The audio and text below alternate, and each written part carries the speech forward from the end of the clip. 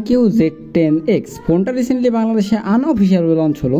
তাহলে চলুন জানা যাক ফোনটি কেমন হলো, বাজেটে পারফরমেন্স কেমন, স্পেক কেমন এবং দামই বা কত। তাহলে চলুন কথা না বাড়িয়ে পুরো ভিডিও শুরু করি।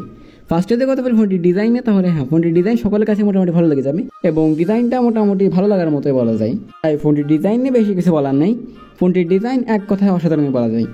ফোনটিতে ডিসপ্লে হিসেবে 6.77 ইঞ্চির একটা AMOLED প্যানেল, যেটাতে 120 Hz refresh rate, HDR10 plus support আছে, 5000 nits pick brightness, in display fingerprint এবং ডিসপ্লেটা হালকা কার্ভ বলা যায় এবং ফোনটির বেজেল সিমেট্রিক্যালি বলা যায় এবং সব মিলিয়ে ডিসপ্লেটাকে এক কথায় অসাধারণ বলা যায়। এই ডিসপ্লেটা দেখতে ম্যাক্সিমাম মানুষের কাছে এক কথায় ভালো লেগে যাবে। ফোনটিতে ক্যামেরা হিসেবে আছে র্যাডে দুটো ক্যামেরা, মেন ক্যামেরা 50 মেগাপিক্সেল এবং 2 মেগাপিক্সেলের depth sensor, front facing camera 32 megapixel.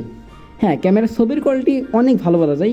ছবির ডিটেল, কালার কোয়ালিটি, কালার একটু ভাইব্রেন্ট করে প্রেজেন্ট করলেও ম্যাক্সিমামই দেখতে ভালো লাগবে এবং এর ছবির কোয়ালিটিও এক কথায় অনেক ভালো বলা যায়। ফোনটিতে ভিডিও রেকর্ড করা সর্বোচ্চ 4K 30 FPS।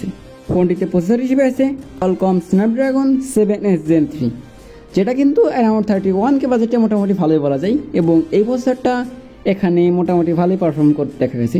ফোনটির গেমিংয়ে পারফরমেন্স, মাল্টিটাস্কিংয়ে মোটামুটি ভালোই বলা যায় এবং আশাজনক রেজাল্ট দেয়। ফোনটি দিয়ে পাবজি সর্বোচ্চ HD হাই ফ্রেম রেটে প্লে করা যায় এবং পাবজি তুলনায় ফ্রি ফায়ার মোটামুটি স্মুথ চলে অনেকটাই।